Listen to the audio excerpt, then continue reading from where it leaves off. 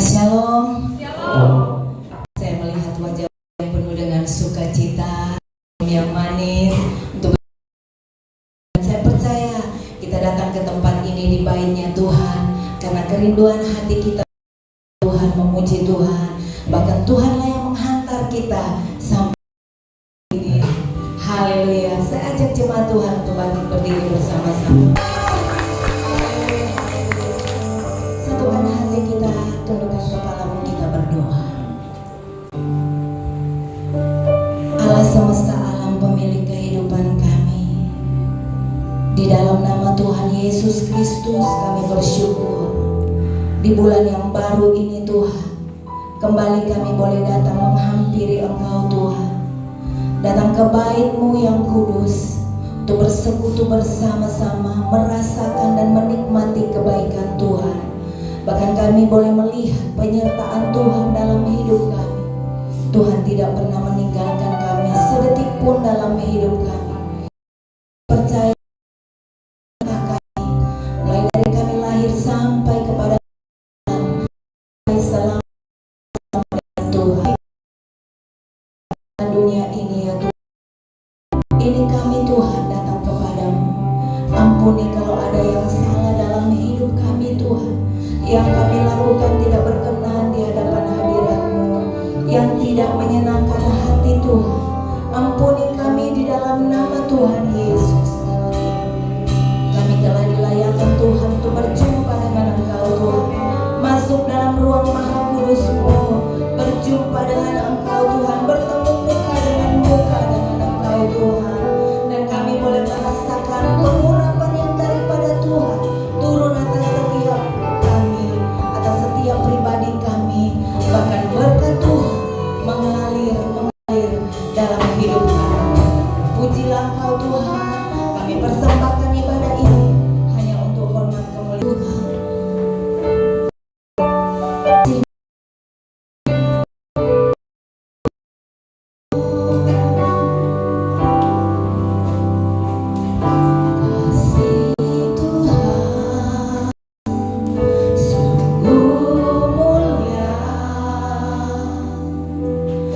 Tulus dan sempurna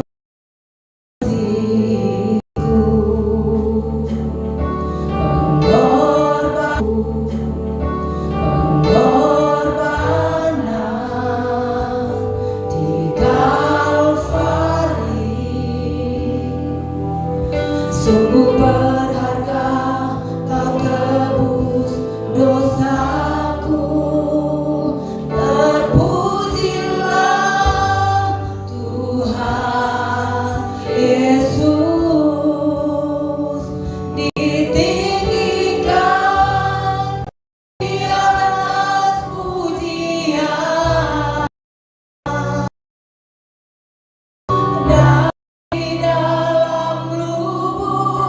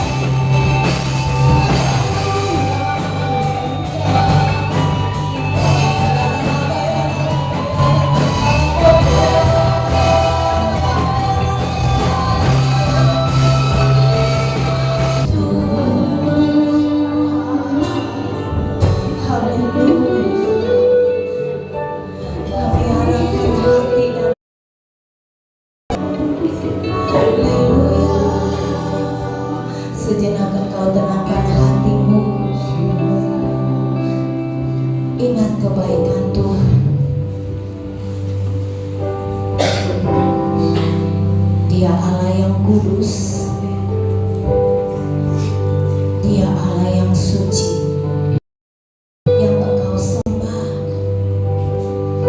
dengan segenap hatimu, segenap kekuatanmu, dengan segenap dirimu, dan rasakan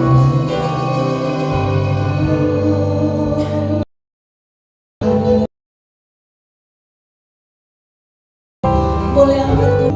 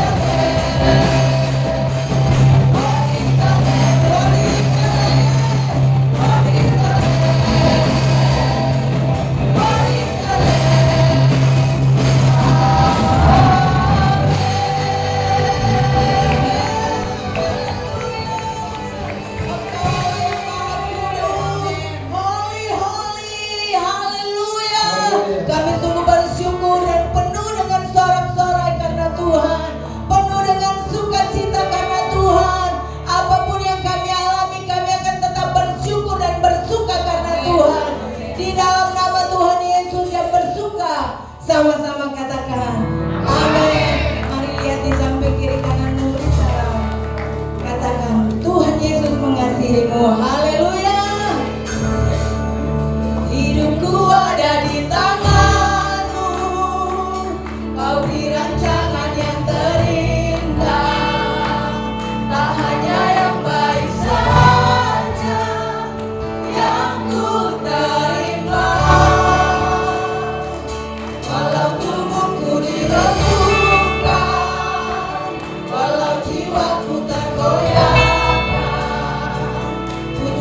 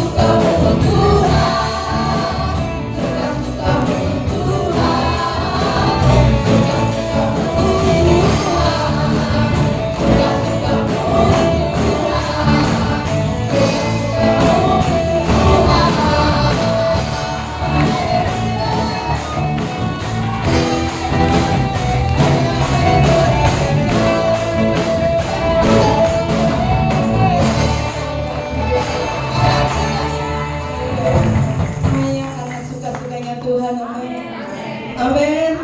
Haleluya. Perlahan-lahan jemaat Tuhan boleh duduk kembali.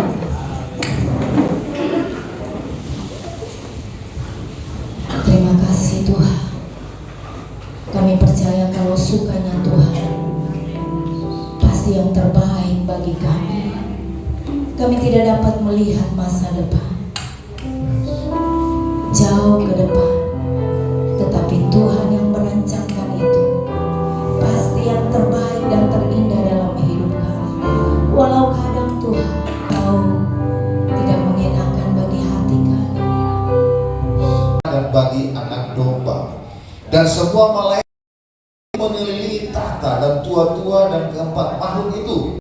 Mereka tersyukur di hadapan tahta itu dan menyembah Allah sambil berkata, Amin. Puji-pujian dan kemuliaan dan hormat dan kekuasaan dan kekuatan bagi Allah kita sampai selama-lamanya.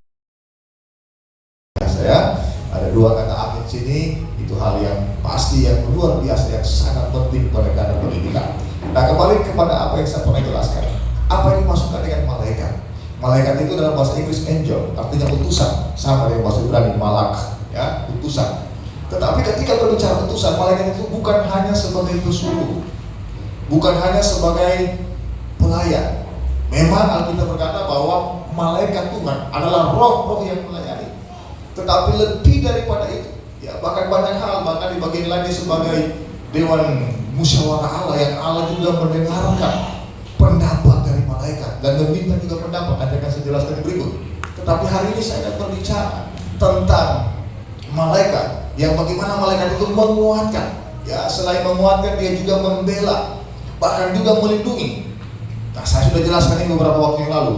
Dan juga malaikat adalah saksi mata atau saksi mata umat berjuang melawan dosa. Nah, ini berarti dalam kehidupan kita sehari-hari, manakala kita berjuang melawan dosa, melawan kedagingan, melawan ketidakmampuan dengan baik, bahwa malaikat jadi saksi di sana.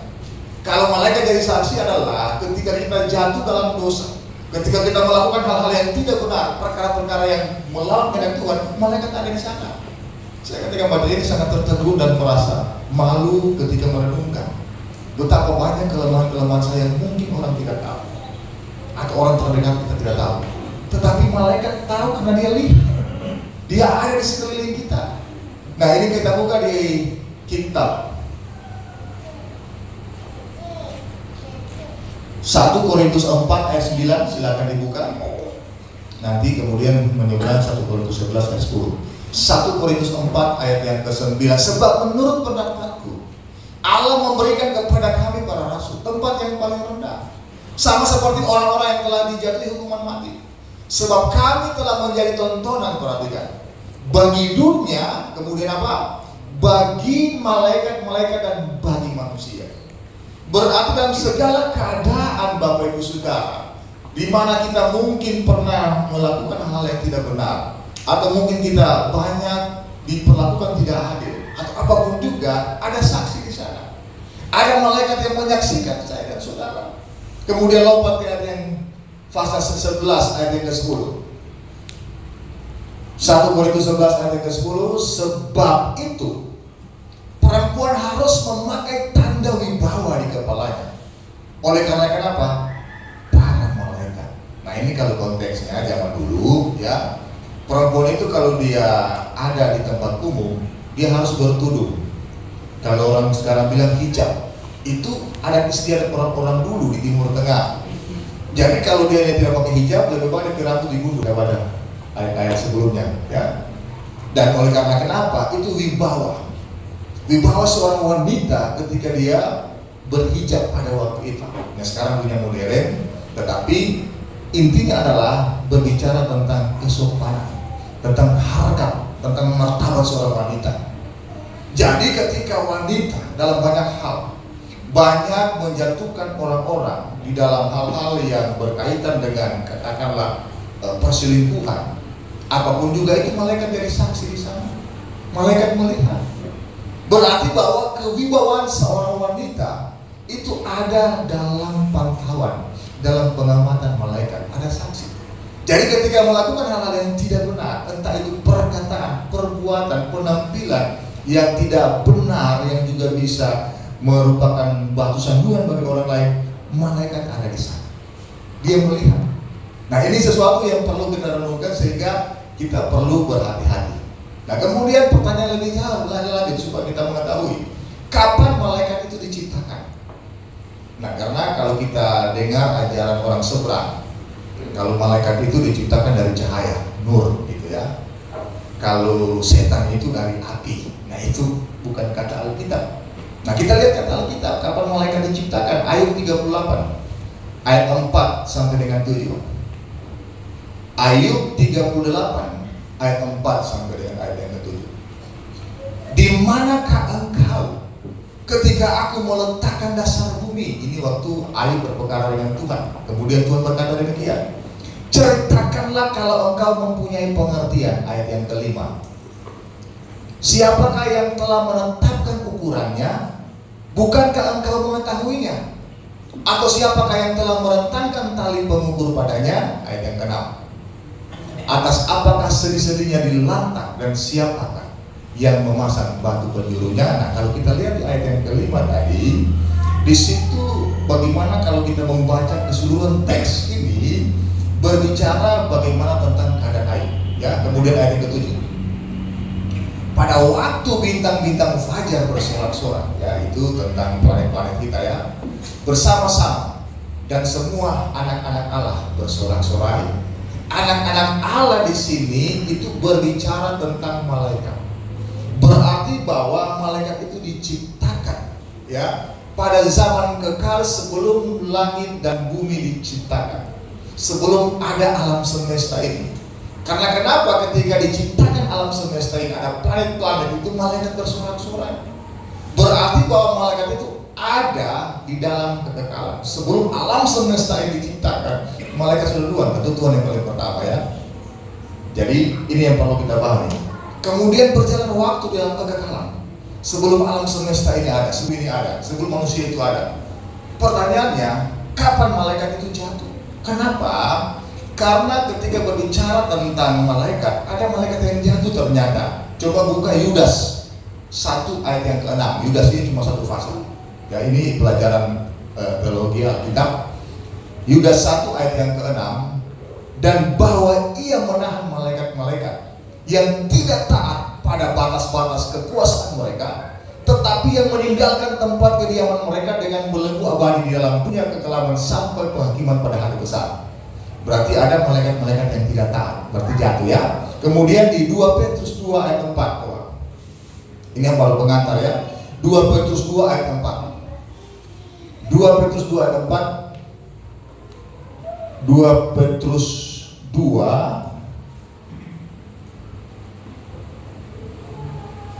ayat 4. Ya ini. Sebab jikalau Allah tidak menyayangkan, perhatikan, malaikat-malaikat yang berbuat dosa, tetapi meletakkan mereka ke dalam neraka dan dengan demikian menyerahkannya ke dalam gua untuk menyimpan mereka sampai hari penghakiman. Berarti ada malaikat yang jatuh, malaikat yang menolak Allah, malaikat yang melanggar, malaikat yang tidak taat. Kemudian muncul pertanyaan, ya, kapan malaikat? Kan? Berarti kalau kita malaikat jatuh, berarti waktu antara paling banyak, ya, paling banyak hancur oleh gadget. Manusia bahkan dari anak-anak kecil itu terbiasa dengan gadget sehingga terseret di sana. Ini berbicara tentang apa? Menyala atau salah gunakan free will, atau salah gunakan kehendak bebas. Itu free will bahasa Inggrisnya. Sama-sama bilang salah gunakan kehendak bebas. Malaikat ini kenapa dia bisa jatuh? Dia salah gunakan kehendak bebas. Ternyata malaikat pun juga diberikan kehendak bebas. Kehendak bebas itu kehendak untuk memilih. Memilih apa? Bisa taat, bisa juga tidak taat. Bisa patuh, bisa juga tidak patuh. Bisa penurut, bisa juga tidak penurut. Itu namanya kehendak bebas. Bapak saudara datang ke gereja, itu kehendak bebas. Tidak ada hukuman kalau saudara tidak mau datang ke gereja. Ya, walaupun menjadi doa setiap hamba Tuhan supaya kita beribadah, tetapi ada satu kehendak bebas yang bisa menyeret kita taat tidak. Dan di malaikat juga ada seperti ini. Dan nanti saya akan sampaikan bahwa dia sampaikan kepada manusia sehingga kehendak bebas itu salah gunakan. Oleh karena itu betapa kita harus berhati-hati dengan kehendak bebas ini. Oleh karena kenapa? Diberikan oleh Tuhan supaya kita menyembah Tuhan, taat kepada Tuhan, bukan karena takut dengan neraka, bukan karena kita takut dihukum, tapi memang karena bawaan kita ingin mengasihi Tuhan. Kalau kita takut dengan neraka, itu awal-awal orang yang rohaninya masih di bawah. Kamu nanti ke gereja, kamu nanti begini, kamu taat supaya kamu tidak ke neraka. Itu bukan level iman yang sudah di atas. Itu ditakut-takuti. Tetapi kalau ketaatan kita oleh karena kehendak bebas kita ingin mengasihi Tuhan, itu yang Tuhan inginkan. Dan ternyata bahwa ketika berbicara tentang kehendak bebas disalahgunakan, ini mulai daripada iblis. Ya, makanya Kejadian 3 ayat 6 begini. Perempuan itu maksudnya Hawa melihat bahwa buah pohon itu baik untuk dimakan dan kelihatan. Garis bawah saya akan jelaskan.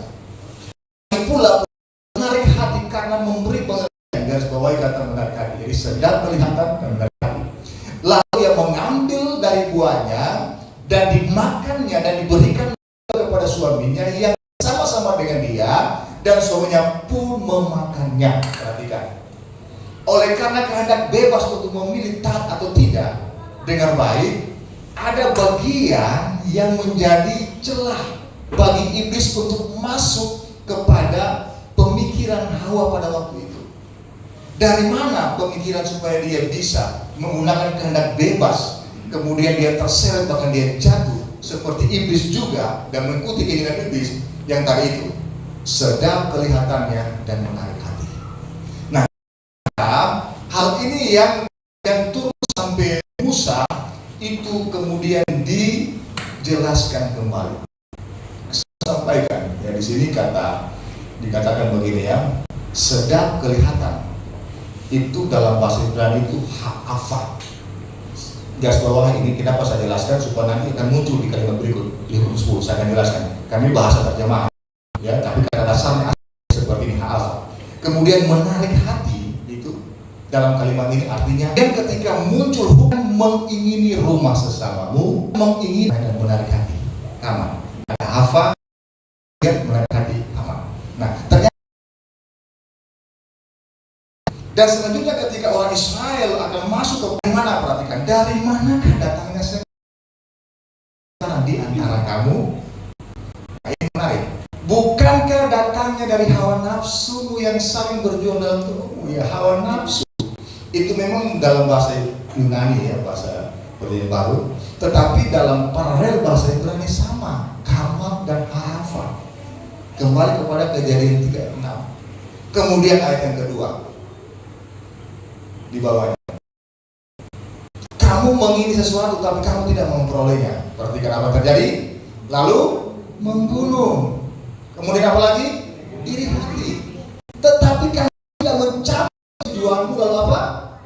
Kamu bertengkar dan kamu apa? Berkelahi. Tidak memperoleh apa-apa. Ya, karena kamu tidak berdoa. Sini bukan penekan tidak berdoa. Berdoa pun tapi keinginan itu untuk ingin pribadi, karena tadi dilandasi oleh yang tadi itu ingin dasar. Karena kenapa ayat yang ketiga bilang begini? Atau itu kan kamu berdoa juga, tetapi kamu tidak menerima apa-apa karena kamu salah berdoa. Sebab apa? Yang kamu minta itu hendak kamu habiskan untuk memuaskan hawa nafsumu. Sama lagi tadi, hafa dan kama. Betapa luar biasa cara iblis bekerja untuk menjatuhkan kita. Saya mengatakan bahwa hati-hati dengan hal ini. Banyak hal. Kita berdoa, bertindak supaya Tuhan berikan kita kepekaan rohani, supaya jangan sampai hasrat keinginan yang ditularkan oleh iblis pertama daripada masuk begini, sama B begini informasi. Dia bisa adu. Dia cuma kemarin saya ketawa kan, itu di kebetulan saya ingat mugajian ASN kalau nggak salah. DWA ada nama gaji so masuk. Kemudian dia sebarkan, gaji so masuk. Sampai bilang segini yang bilang. Ketika ternyata belum salahkan yang kasih informasi. Kenapa kamu bilang gaji so masuk? Aduh minta maaf, kita lupa tanda tanya. Padahal dia bertanya, gaji so masuk. Bayangkan cuma satu huruf tanda tanya bisa tanya gaji so masuk, itu kan pertanyaan. Dia tanya, tapi karena kurang tanda tanya, orang sebarkan gaji so masuk, gaji so masuk, gaji so masuk. Akhirnya dia disalahkan, so heboh kiri kanan, ditularkan. Bayangkan cuma satu angka, satu huruf saja. Itu manusia, apalagi iblis. Dia cerdas dengan kata-kata saja yang satu atau dua, dihilangkan dari komunikasi, bisa orang berbeda pendapat, bisa salah paham, salah komunikasi, bertengkar di sana. Nah, sampai itu di bagian selanjutnya coba. Ayat yang keempat. Yakobus 4 ayat 4. Hai kamu orang-orang yang tidak setia, tidakkah kamu tahu bahwa persahabatan dengan dunia adalah apa? Permusuhan dengan Allah. Jadi barang siapa hendak menyusahkan dunia ini, ia harus menjadikan dirinya musuh Allah. Ayat yang kelima. Janganlah kamu menyangka bahwa kitab suci tanpa alasan berkata, roh yang ditempatkan Allah dalam diri kita dinginnya dengan apa? Cemburu. Karena ada roh yang Tuhan di kita. Dia mengingininya itu dengan cemburu supaya kenapa? Jangan kita punya keinginan, hasrat, kamat yang dimiliki oleh iblis, kemudian dia tularkan pada Hawa menjadi bagian kita. Penebusan darah Yesus bagi kita sudah final. Satu kali seterusnya dia pulihkan kita, kita lahir baru, roh kita dibaharui, maka jiwa kita harus diisi dengan ketertundukan dengan kehendak Allah. Amin. Nah, itu yang pertama. Yang kedua, ya, kenapa malaikat bisa jatuh? Yeskiel 28 ayat yang ke-17. Nah, ini kita belajar tentang malaikat yang jatuh ya. Dari malaikat ada yang setia, ada 2/3 sepertiga dia yang tidak setia. Ini yang jadi iblis, setan yang merasuki dunia ini. Kembali kepada Yeskiel pasal yang ke-28 ayat 17. Perjanjian lama Yeskiel itu ya. Ya. Engkau sombong karena kecantikanmu, yaitu waktu diciptakan ya. Malaikat ada yang namanya Lucifer, dia belum jadi iblis waktu itu ya. Hikmatmu kau musnahkan demi apa? Semarakmu. Ke bumi kau kulemparkan kepada raja-raja, engkau kuserahkan menjadi apa? Tontonan bagi matanya ya. Nah, kemudian juga 28 ayat 17, coba buka di Yesaya 14 ayat 12 sampai 15. Yesaya 14. Yesaya 14 ayat 12. Wah, engkau sudah jatuh dari langit, hai bintang timur ya. Bintang timur itu namanya Lucifer kalau bahasa Latin ya. Putra fajar, engkau sudah dipecahkan dan jatuh ke bumi yang mengalahkan bangsa-bangsa. Ayat yang ke-13. Engkau yang tadinya berkata dalam hatimu, aku hendak naik ke langit, perhatikan. Aku akan hendak mendirikan tahtaku, perhatikan, mengatasi bintang-bintang Allah, dan aku hendak duduk di atas bukit pertemuan jauh di sebelah utara. Ayat yang ke-14 ya. Aku hendak naik mengatasi ketinggian, aku hendak menyamai yang maha tinggi. Nah, ini malaikat yang jatuh. Kenapa dia bisa jatuh? Satu kata saja, kesombongan. Ini. Jadi hal yang kedua kenapa malaikat bisa jatuh? Karena kesombongan. Betapa kesombongan itu sangat berbahaya. Kita seringkali sulit mengukur kesombongan. Kita mungkin bisa merasa bahwa kita tidak sombong, tetapi bagi pandangan orang lain bisa saja kita sombong. Atau mungkin kita merasa kita ya rendah hati, tapi ada orang merendahkan hati sebenarnya dia sombong dalam kerendahan hati tadi. Jadi hal ini setengah mati diukur dengan kacamata dunia. Kalau kita melihat dari sudut pandang firman Tuhan, oleh karena itu Yesus berkata bahwa rendahkanlah. Kalau kamu ingin menjadi semakin tinggi, kamu harus menjadi hamba dari yang lain. Ya, hamba itu dolos, budak, artinya rata tanah. Kalau dikatakan kalau kamu ingin menjadi yang terkemuka, ya, kamu harus menjadi pelayan. Itu diakonos, diaken, itu masih tarafnya masih terhormat. Tapi kalau menjadi hamba, ya, kamu ini menjadi yang tertinggi lagi, harus menjadi hamba dulos. Kuncinya cuma di situ, rata. Nah, kenapa orang bisa terjadi pertengkaran, bisa terjadi sesuatu hal yang percecokan, gesekan? Dia belum bisa rata tanah. Saya tidak merasa atau menganggap bahwa saya sudah rata tanah. Karena ini hati-hati.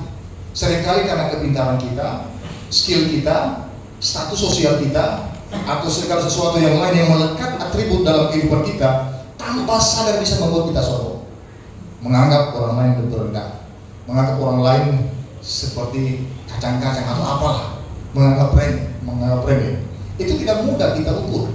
Tetapi dengan kerendahan hati, kesombongan tidak bisa masuk. Sebab kenapa? Iblis bisa masuk ke dalam kehidupan kita ketika sedikit saja ada kesombongan, dia bisa masuk. Tidak usah bilang rendah sekali. Kalau saya kepatokan rendah itu rata tanah, sampai di betis atau mata kaki saya ada sedikit kesombongan, iblis bisa masuk. Karena ukurannya itu sangat lebih sedikit saja daripada hal lain, daripada rata tanah. Jadi rendah hati yang paling di bawah itu rata tanah, sedikit saja sudah bisa dia masuk. Apalagi sampai di pinggang, apalagi sampai di atas. Nah itulah cara iblis. Nah sehingga melanjutkan lagi yang tadi di Yakobus pasal yang ke berapa tadi ya? Yakobus pasal yang keempat ayat yang ke-6, 5-6 kembali lagi. Yakobus pasal 4 ayat 5. Janganlah kamu menyangka, perhatikan, bahwa kitab suci tanpa alasan berkata, roh yang ditempatkan Allah dalam diri kita diinginnya dengan cemburu. Ada roh Tuhan di dalam diri kita, saya dan saudara. Sehingga ayat yang ke-6, tetapi kasih karunia yang dianugerahkannya kepada kita lebih besar daripada itu. Karena itu ia katakan apa? Allah menentang orang yang congkak tetapi mengasihani orang yang rendah hati. Luar biasa. Berarti kecokakan sedikit saja kita melebihi daripada rata tanah tadi, itu sudah ditentang oleh Tuhan. Betapa ini pergumulan saya dan saudara. Saya ketika merenungkan ini, oh Tuhan, berbicara rendah hati itu sebenarnya sangat mendasar sekali. Tuhan Yesus telah melakukan ini. Contoh yang paling ideal. Ketika dia diludahi, dia bisa diam saja. Bahkan dia berkata, Bapa ampuni mereka, sebab mereka tidak tahu apa yang mereka perbuat. Coba kita orang saya dikores hari ini atau dimuat saja di medsos biar bukan karena dia, langsung dia langsung kita dengan dia. Mulai umpat-umpat. Ya memang juga bisa terjadi, tapi kalau orang yang betul dia rendah hati akan dia tidak akan bereaksi, akan habis sendiri. Ketika bereaksi muncul situ iblis memakai kesombongan kita. Nah ini sesuatu hal yang sering kali kita lalai, tetapi disitulah cara iblis untuk masuk. Kesombongan ini banyak hal Bapak Ibu Saudara. Kalau masih muncul pertikaian, kalau masih muncul sengketa, masih muncul saling sikut, atau hal yang kita menganggap kita paling benar daripada orang lain, disitulah iblis bisa masuk. Hati-hati. Karena kenapa? Iblis mengintip untuk dia masuk, mempengaruhi kita, sehingga muncul pertengkaran, percitraan, dan lain-lainnya. Cara iblis. Jangan dianggap iblis itu tidak percaya Tuhan. Iblis percaya Tuhan. Beriman, pisteo juga dalam bahasa kita. Tapi pisteonya iblis, dia tidak melakukan. Ya, coba buka di Yakobus pasal 1 ayat 9 ya, apa gembala yang masuk iblis beriman supaya masuk akal gembala. Jangan-jangan sama di Yesus bilang ajaran sesat. Coba lihat. Baiklah saudara-saudara, Yakobus berapa tadi? Ayat 2 berarti, pasal 2 ayat 9 bahasa salah ini. Atau pasal Yakobus 2 ayat 9.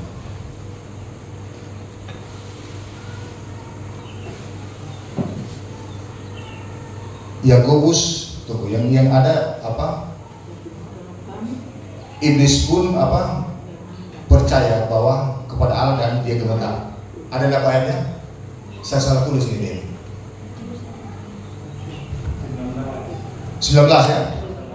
Ya coba. Yakobus 1 ayat 19. Yakobus berapa? 2:19 coba. Terima kasih sudah ingatkan saya. Saya juga bisa salah gitu. Ya. Nah ini. Sama-sama 321. Engkau percaya bahwa hanya ada satu Allah saja. Iblis itu monoteisme juga. Ya, kita orang monoteisme percaya Allah satu walaupun Tritunggal. Ya, tetapi dengan baik. Setan-setan pun apa? Juga percaya hal itu dan mereka benar sama. Kata percaya itu pisteo juga, beriman. Tetapi iblis beriman itu melakukan, dia sombong, dia melanggar. Jadi kalau kita beriman, percaya Tuhan, masuk gereja, Masih ada kesombongan sama yang siapa itu? Ya, saya tidak bilang, saya bilang. Ada ya kalau betapa sangat prinsipil berbicara tentang kerendahan hati. Bukan hal yang kita bisa perkatakan, walaupun kita ngomong, tetapi orang yang akan menilai. Jadi memang hal ini perlu kita renungkan supaya kenapa kita bisa memahami. Malaikat pun juga bisa jatuh. Itu dia. Tetapi malaikat yang jatuh kalah dengan manusia. Mereka tidak ada pengampunan, langsung dikurung di gua-gua sampai penghakiman. Nanti saya akan lanjutkan nanti sebentar sore kalau sempat. Itu orang ini akan menghakimi juga malaikat yang jatuh. Ya. Dan oleh karena itu manusia luar biasa. Manusia jatuh itu masih pengampunan ada, tetapi iblis tidak. Oleh karena itu betapa luar biasa manusia ini diciptakan oleh Tuhan ketika jatuh iblis. Dan di situ ada pengampunan darah Yesus, kuasa Tuhan mengampuni kita. Orang Kristen orang yang luar biasa, amin.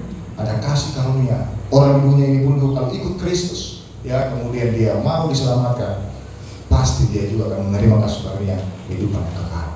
Dan biarlah saudara-saudara pada hari ini kita merenungkan supaya kehendak bebas kita jangan kita salah gunakan, amin. Kita gunakan untuk setia kepada Tuhan. Kita gunakan untuk taat kepada Tuhan. Kita gunakan untuk melayani Tuhan, amin. Dan yang kedua, kenapa iblis dan malaikat bisa jatuh? Karena kesombongan. Kesombongan itu tidak pakai ukuran, tetapi melebihi daripada rata tanah itu sudah sombong. Memang ukuran yang berbeda-beda. Tapi kita mau belajar seperti Kristus, rendah hati seperti Kristus. Dia taat setia sampai mati di kayu salib. Dia luar biasa yang menjadi teladan saya dan saudara. Ya, kalau saudara teladan saya yang baik di Tuhan, tapi banyak juga kekurangan saya, bisa kecewa. Tapi kepada Kristus kita tidak akan pernah kecewa, amin. Dia contoh teladan yang luar biasa, dan itulah menjadi role model kita. Tuhan memberkati, amin. Untuk firman Tuhan, kita akan masuk dalam pertemuan kudus.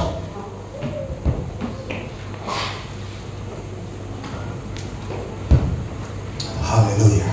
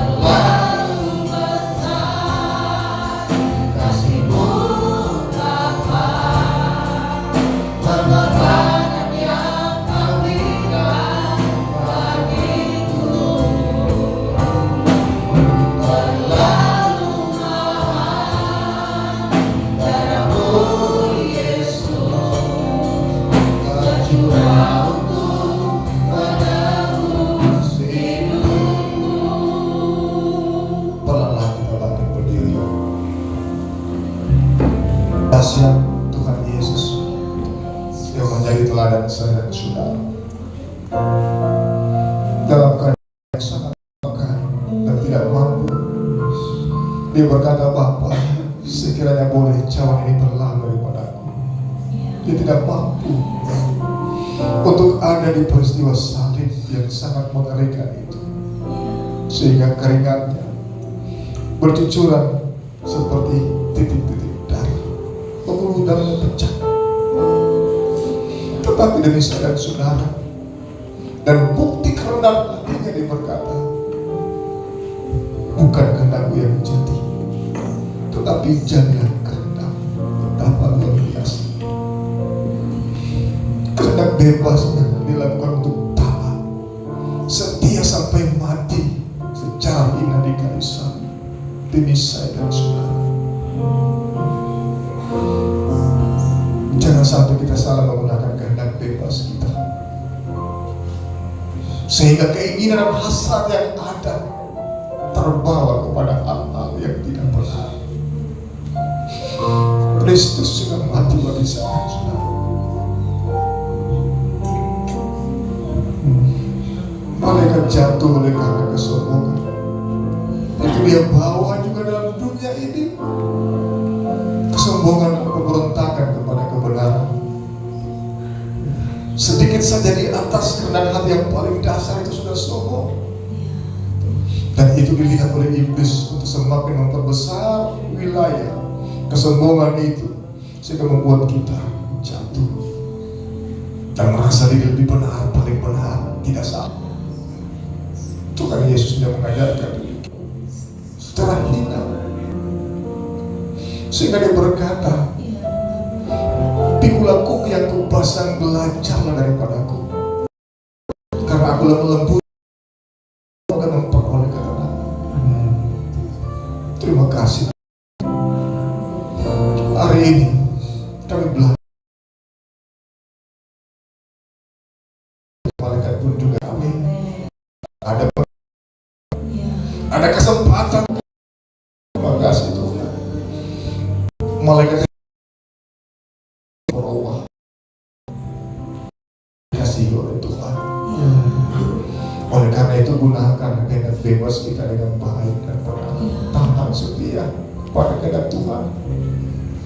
Dan jauhilah dosa kesombongan, kecil apapun, halus sekalipun. Kita ikut pribadi Kristus, dan biarlah kita kokohkan tekad ikrar kita, kerinduan kita seperti Yesus untuk bersekutu dengan tubuh dan darahnya dalam perjamuan kudus pada pagi hari ini. Saya mengundang para diaken petugas perjamuan kudus untuk maju ke depan. Ini Tuhan, hamba-hamba-Mu. Kami juga penuh dengan kekurangan dan keterbatasan, tetapi kami lari pribadi Kristus melayani-Mu Tuhan, akan diteguhkan dengan persekutuan dengan tubuh dan darah-Mu pada pagi ini, sehingga tidak akan ada lagi sengketa. Kami akan buka hati, saling mendahului memberi hormat, saling mendahului untuk mengampuni, bahkan juga untuk meminta maaf dalam perkara apapun. Kami akan kedapatan sebagai anak-anak tebusan darah-Mu, dan lain mengenai Kau, ya Abba, ya Bapa. Terima kasih Tuhan. Terima kasih buat firman. Siapkan hati kami untuk bersekutu dengan Tuhan dalam nama Yesus Tuhan. Amin. Silakan dibawa sekarang. Telah kulihat bukti kasih-Mu, Kau menderita meninggalku. Dengan darah-Mu Kau selamatkanku. Kini ku hidup menyenangkan-Mu. Telah kulihat bukti kasih-Mu,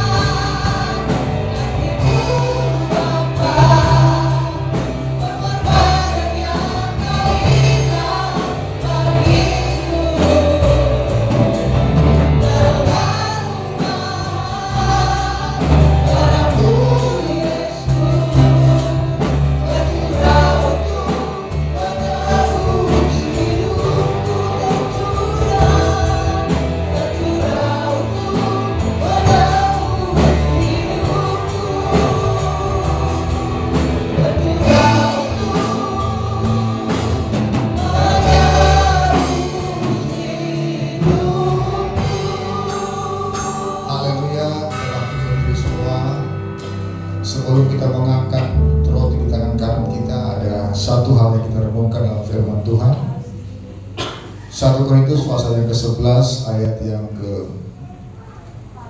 ke-27. Jadi barang siapa dengan cara yang tidak layak makan roti atau minum cawan Tuhan, ia berdosa terhadap tubuh dan darah Tuhan. Karena itu hendaklah setiap orang memuji dirinya sendiri, dan baru sesudah itu ia memakan roti dan minum dari cawan itu.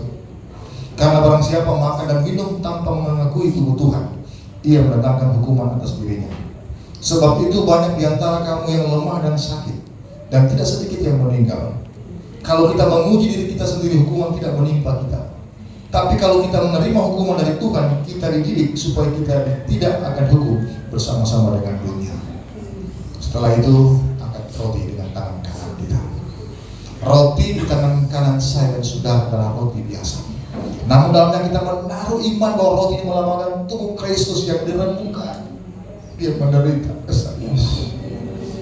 Tubuhnya berlumuran darah oleh cambukan masker maut yang diucapkan. Semalam-malam dia tidak tidur, dia berdoa supaya Tuhan melakukan cawan ini penderitaan. Tapi dia harus menghadapinya. Bukan menjadi kesenangan. Luar biasa pengorbanan Kristus. Sebelum kita makan roti dengan apa yang telah kuteruskan kepadamu telah kuterima dari Tuhan, yaitu bahwa Tuhan Yesus pada malam waktu ia diserahkan mengambil roti dan sesudah mengucap yang memecah-mecahkannya dan berkata, inilah Tuhan bagi kamu, perbuatlah ini menjadi peringatan akan aku. Mari kita makan.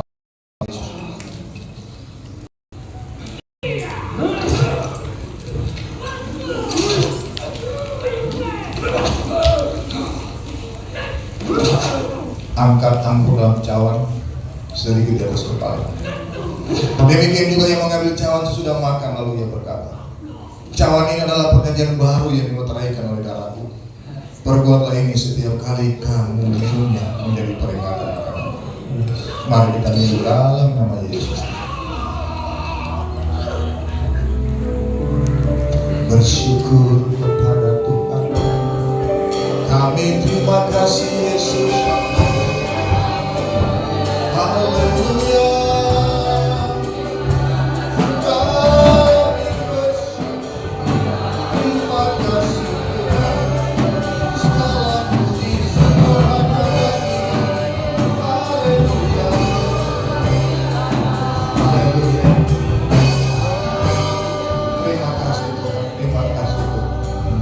Bersekutu dengan tubuh dan darah-Mu. Kami telah menjadi bagian rencana keselamatan Tuhan. Keselamatan itu menjadi milik kami. Demikian juga semasa kami hidup di dunia ini, kami juga dalam lingkaran berkat Tuhan. Manakala kami sakit oleh pilur-Mu, kami disembuhkan. Manakala kami beban berat, kuasa Tuhan, tangan Tuhan menolong, memberikan jalan keluar bagi kami. Engkau telah menanggung segala sesuatu. Terima kasih. Terima kasih Tuhan. Segala puji hormat syukur yang bagi Tuhan. Terima kasih buat perjanjian darah yang luar biasa. Dan puji dalam nama Tuhan kami mengucap syukur. Dalam nama Tuhan Yesus. Haleluya. Semua katakan amin. Silakan dulu Bapak Ibu Saudara.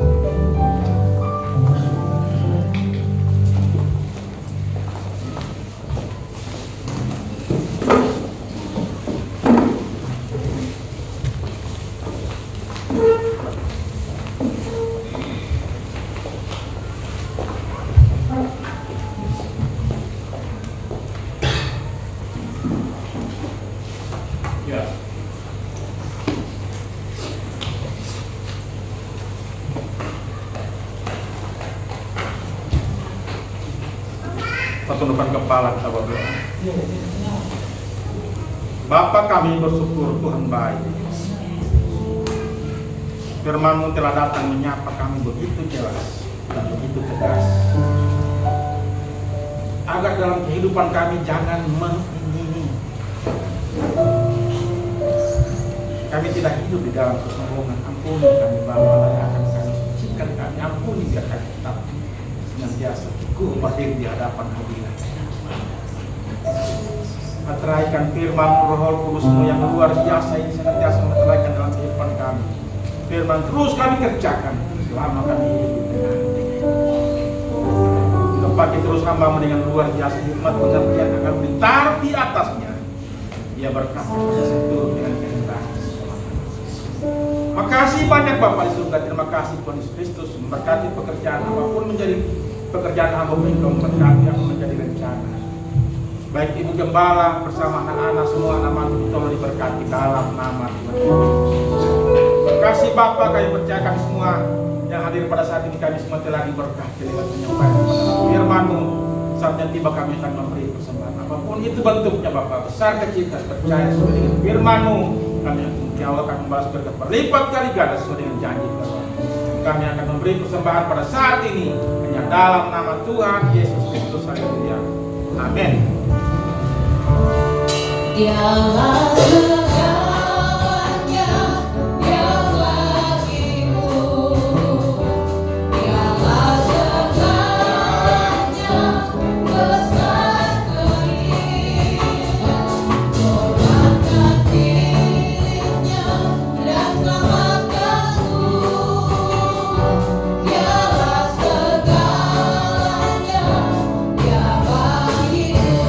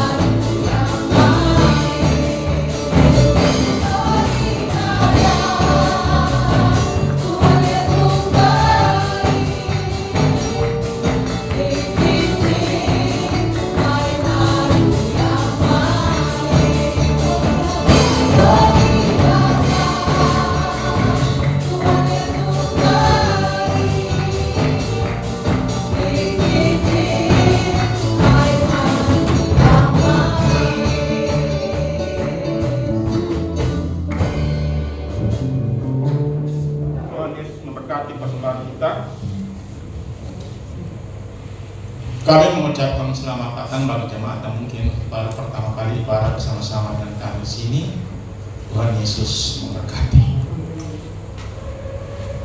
Kita akan mendengarkan pengumuman sebentar. Jam 5 sore ada ibadah raya kedua. Besok Senin ibadah Panitia BT Indonesia jam 4 sore di gereja. Selasa ada ibadah di Ejen Pemuda Remaja, perhatikan di gereja jam 5 sore. Kemudian Rabu ada Rabu ceria dimulai jam 3 bagi anak-anak kita, pembekalan iman mereka. Hari Kamis fokus masing-masing tempat sesuai dengan jam yang ditentukan oleh masing-masing fokus. Jam 5 kami ulangi. Hari Jumat pukul 6.30 ada ibadah dan doa malam di gereja pukul 6.30, minta maaf. Dan hari Sabtu tetap ada kerja bakti. Dan pelayanan belum ada kerja bakti, mohon maaf. Jadi hari Sabtu belum ada kerja bakti, dan hari Sabtu malam ada persiapan altar bagi pelayan altar, dan kita ketemu lagi di hari Minggu jam 8.30 ibadah anak sekolah minggu, dan jam 10 pagi ibadah raya pertama, dan jam 5 sore ibadah raya kedua. Dan untuk hari Selasa ada undangan masuk, ini kami bacakan dari pengurus wilayah wanita sektor Kabupaten Tena Gereja Betel Indonesia. Perihal undangan ibadah wanita sektor Kabupaten Tena kepada yang terhormat Gembala Jemaat GBI Sektor 2 Tentena, Wanita Betel Indonesia GBI Sektor 2 Tentena. Puji syukur kita persembahkan kepada Tuhan yang selalu menyertai dan memelihara kita semua. Melalui kesempatan ini kami mengundang seluruh wanita Betel Indonesia untuk ada di Sektor 2 Tentena untuk bersama pada hadir dalam ibadah WBI Sektor 2 Tentena Perwil Poso yang akan diterima oleh WBI Hof Leboni Selasa 3 Juni 2025, waktu mulai pukul 4 sore atau jam 16.00 WITA, tempat GBI Hof. Tertanda di sini Ketua Yuniarti Baliki SPD, tertanda dan cap. Jadi wanita Betel Indonesia bisa rembuk sebentar mungkin dengan Ketua Deting hari Selasa jam 4 sore ketemu di GBI Hof. Ya, ini pengumuman dari kami kembalikan.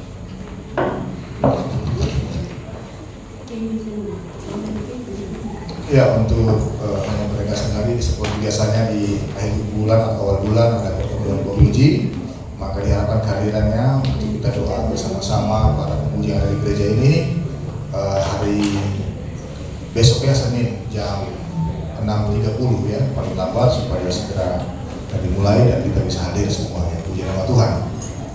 Baik, kita bangkit berdiri, kita akan selesaikan ibadah kita. Haleluya. Mari sekali lagi beri tepuk tangan sorak-sorai bagi Allah kita. Kalau ada yang tahu bisa bagi tepuk tangan bersama minggu ini untuk didoakan dari hari Senin sampai hari Minggu ini. Haleluya.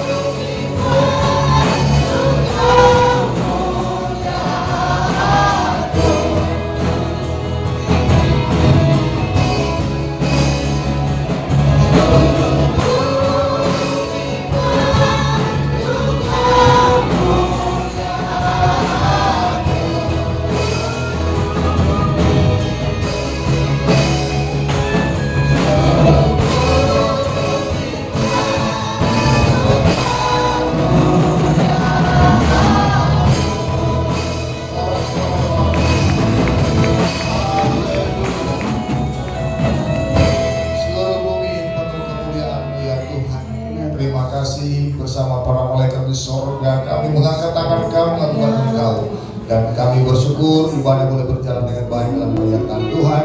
Kiranya semua yang sudah mengambil bagian dalam pelayanan Tuhan memberkati, bahkan semua jemaat tanpa terkecuali. Terima kasih Tuhan. Demikian juga manakala kami jemaat memberi persembahan untuk menopang pekerjaan Tuhan dalam bentuk apapun di awal bulan ini, yang mengembalikan persekutuan, yang memberi untuk pembangunan gereja, sebagai bentuk ucapan syukur, pertemuan rutin dalam bentuk apapun Tuhan berkati. Kami tahu apa yang ditaburkan oleh jemaat dengan penuh ketulusan hati pasti akan menghasilkan berlipat kali ganda. Sebab apa yang akan dituai lebih banyak daripada apa yang ditabur. Oleh karena itu Tuhan itu memberkati usaha jemaat-Mu. Sawah ladang mereka diberkati sebagai petani. Demikian juga yang punya usaha, kios, toko, rumah makan, bengkel, depot, bahkan usaha apapun diberkati Tuhan. Sebagai pegawai negeri maupun swasta, sebagai ibu rumah tangga, sebagai aktivis yang melakukan segala sesuatu, Tuhan Engkau memberkati, diberkati usaha mereka dalam nama Yesus. Terima kasih Tuhan, terima kasih Bapa. Bahkan anak kami dari usia dini bahkan sampai kepada lansia Tuhan memberkati. Sepanjang bulan ini kami akan beraktivitas. Kami berdoa sekiranya ada ulang tahun pada minggu berjalan Tuhan berkati. Di usia yang baru karena kasih kemurahan Tuhan berkati. Tidak ada beri kekurangan. Bagi mereka hikmat akan boleh terus bertambahkan di dalam nama Yesus. Terima kasih Bapak di surga. Ibadah kami yang kedua petang nanti Tuhan berkati. Bahkan juga aktivitas sepanjang minggu yang berjalan Tuhan berkati. Kami mengangkat tangan kami kepada Tuhan. Serahkan hidup kepada Tuhan. Haleluya.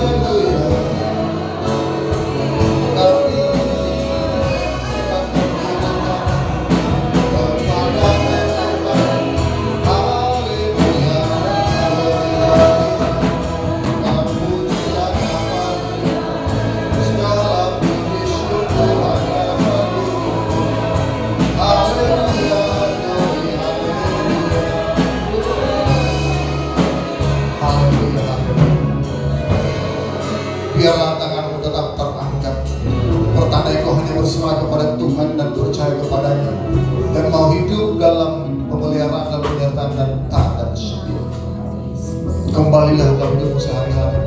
Lakukan firman Tuhan yang sudah kau dengar pada siang hari ini, jangan menyimpang ke kiri atau ke kanan, supaya hidup dalam lingkaran berkat Tuhan. Dan terimalah berkat Tuhan. Diberkatilah engkau ketika meninggalkan tempat ini. Diberkatilah engkau di jalan, diberkatilah engkau di rumah.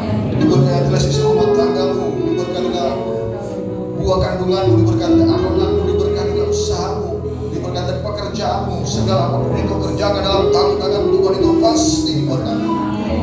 Biarlah rahmat dari Allah Bapa kita, cinta kasih dari Tuhan Yesus Kristus, pimpinan penyertaan Roh Kudus menyertai kita senantiasa. Siang hari ini, besok dan seterusnya, maka sampai